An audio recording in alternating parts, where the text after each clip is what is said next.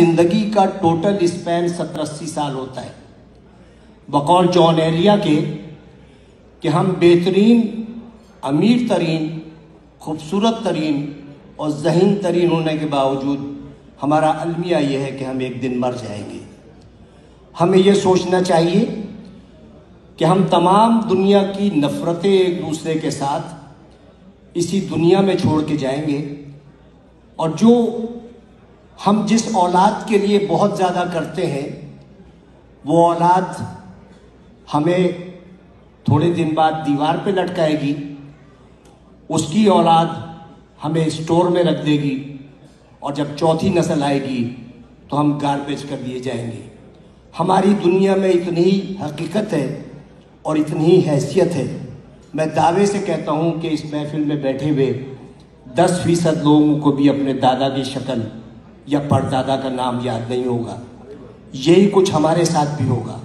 ہم لاکھ دنیا میں فن خان بنے رہیں، ہم لاکھ دنیا میں یہ کہتے رہیں کہ وہ آگے کیوں بڑھ گیا، وہ پیچھے کیوں ہٹ گیا، لیکن یقین جانیے اللہ تعالیٰ نے جہاں انسان پہ اتنے احسانات کیے ہیں، وہاں ایک بہت بڑا اس کا احسان یہ ہے کہ اس نے 3 چیزیں اپنے پاس رکھی ہیں۔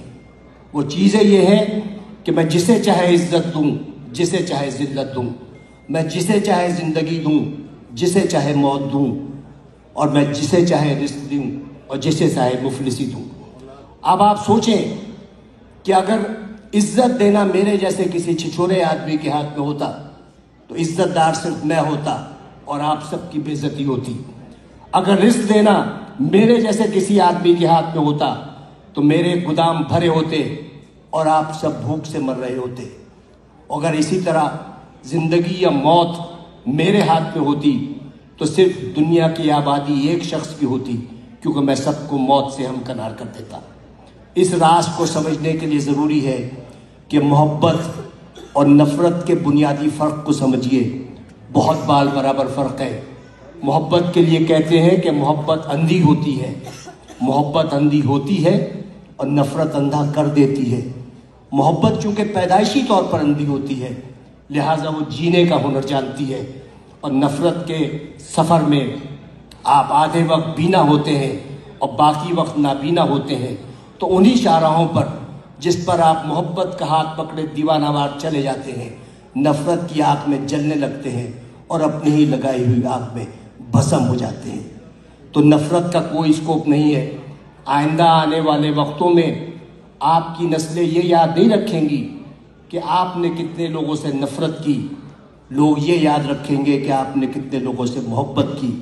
لوگ یہ نہیں یاد رکھیں گے کہ آپ نے کتنے لوگوں کا راستہ روکا، لوگ یہ یاد رکھیں گے کہ آپ نے کتنے لوگوں کا راستہ بنایا۔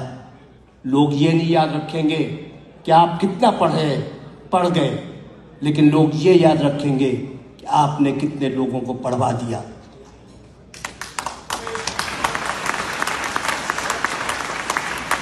یہ وہ